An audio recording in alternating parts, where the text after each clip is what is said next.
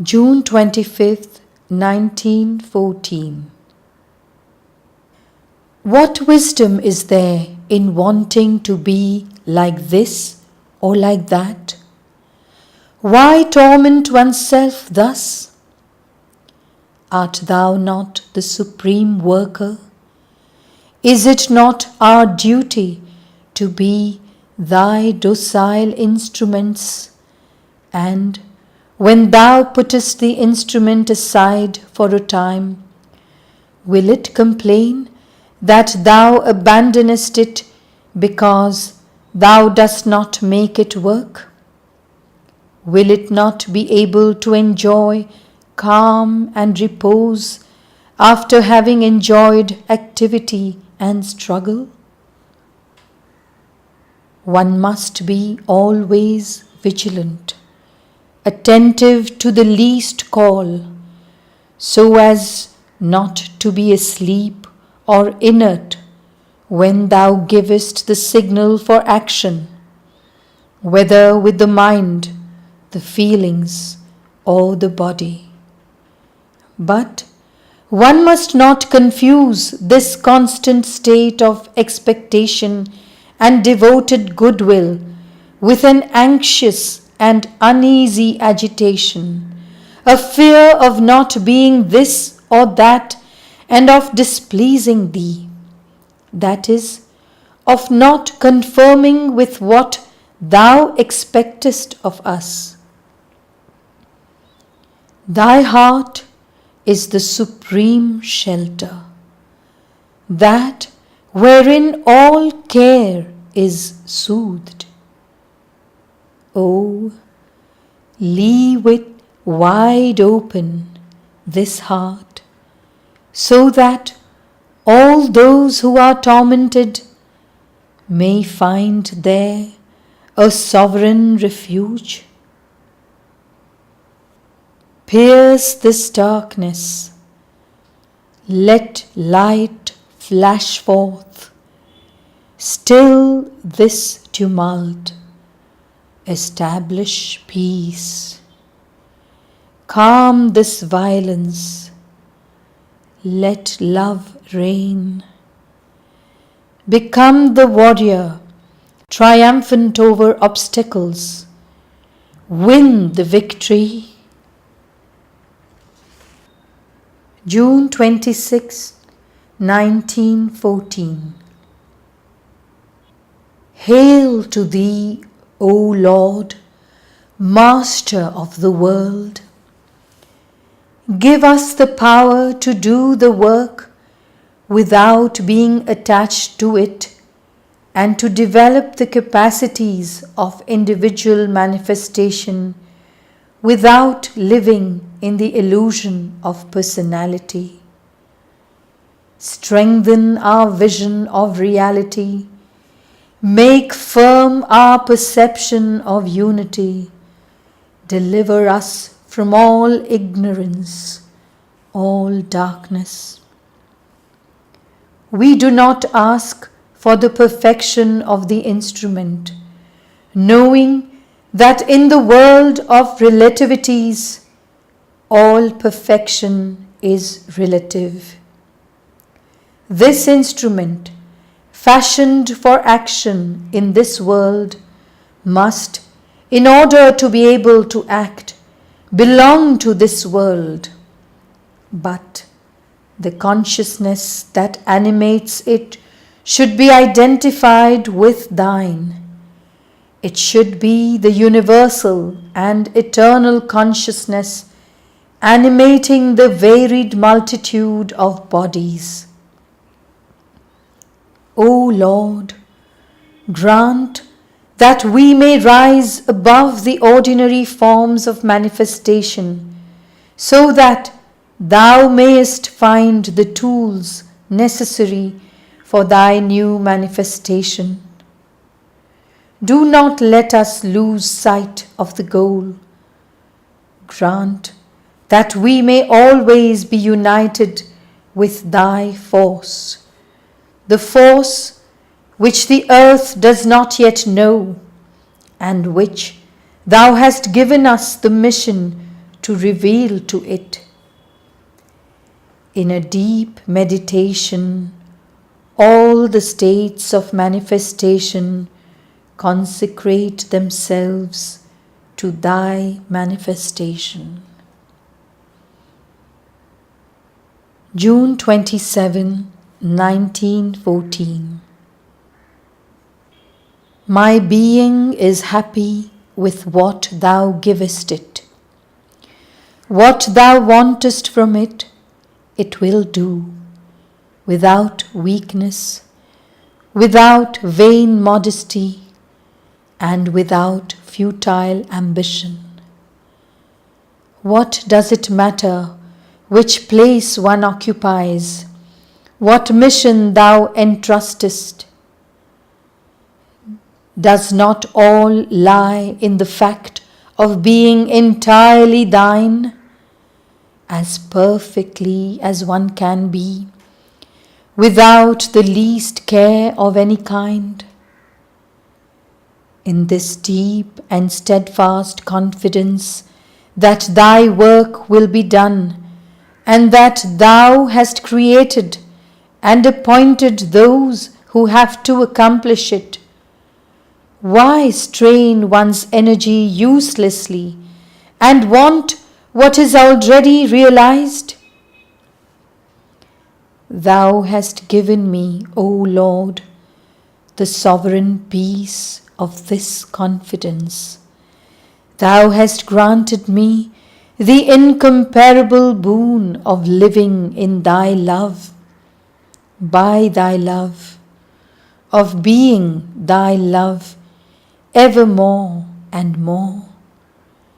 And in this love is complete and unchanging beatitude. I address but one prayer to thee, which I know to be granted in advance.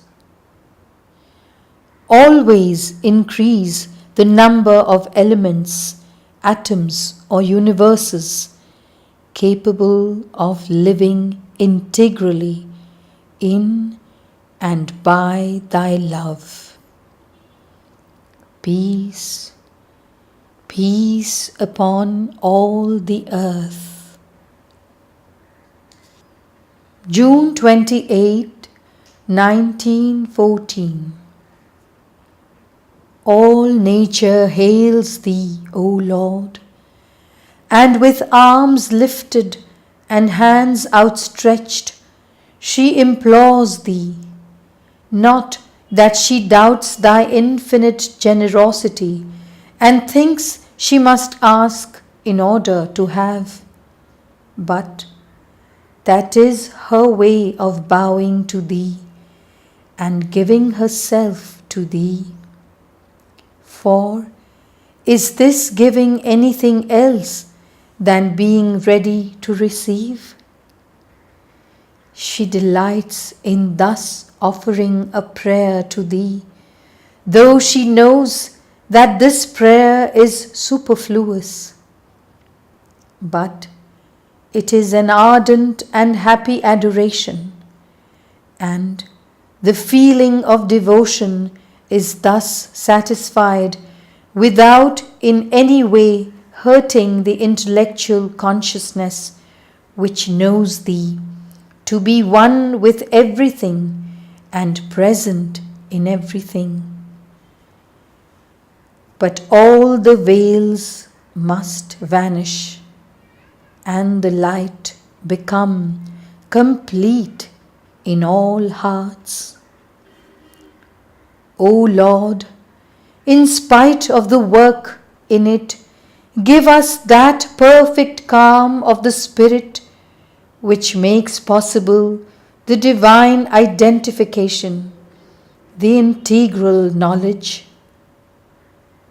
My love for thee, O Lord, is thyself, and yet my love bows down before thee in deep devotion. June 29, 1914.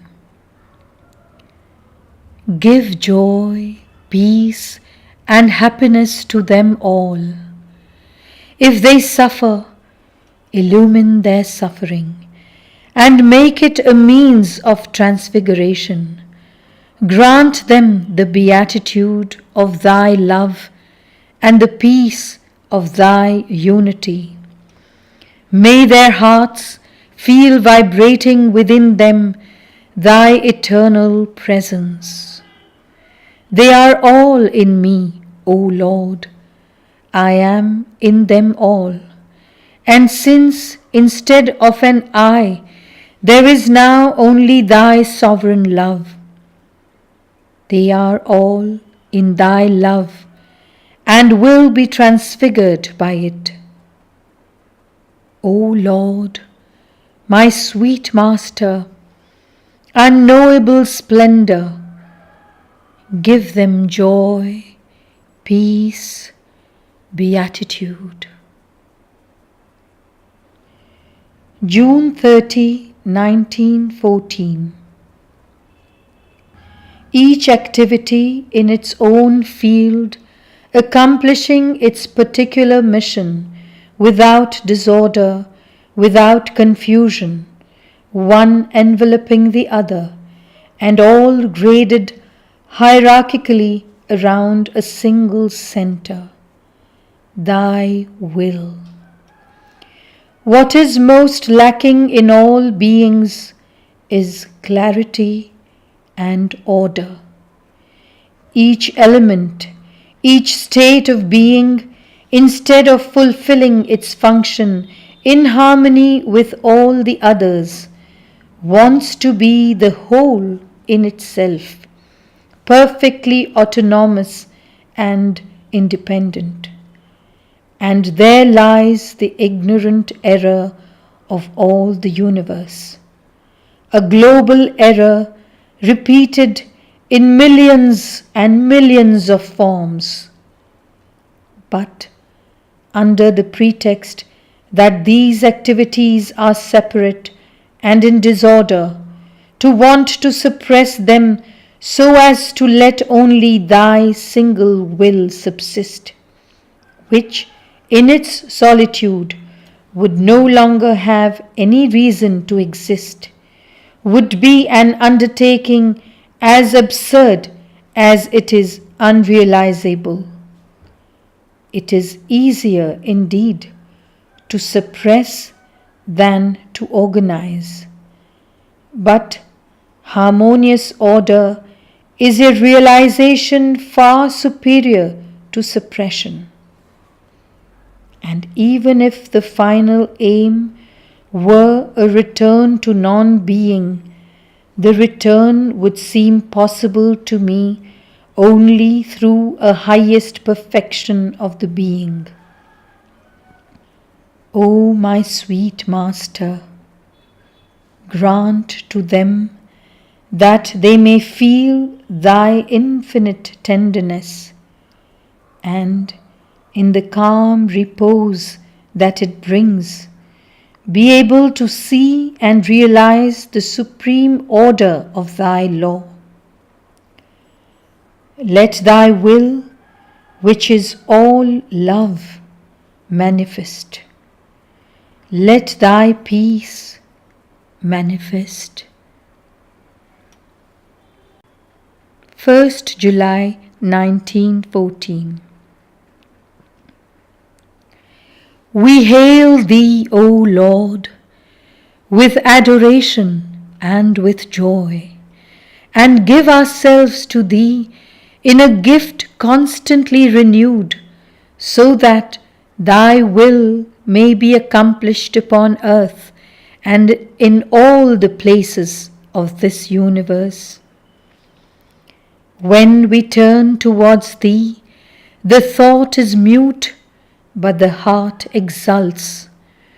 For thou shinest resplendent in all things, and the least grain of sand may be an occasion for worship. We bow down before thee, we unite with thee, O Lord, in a love that is limitless and full of an inexpressible beatitude. O grant this sovereign joy to all.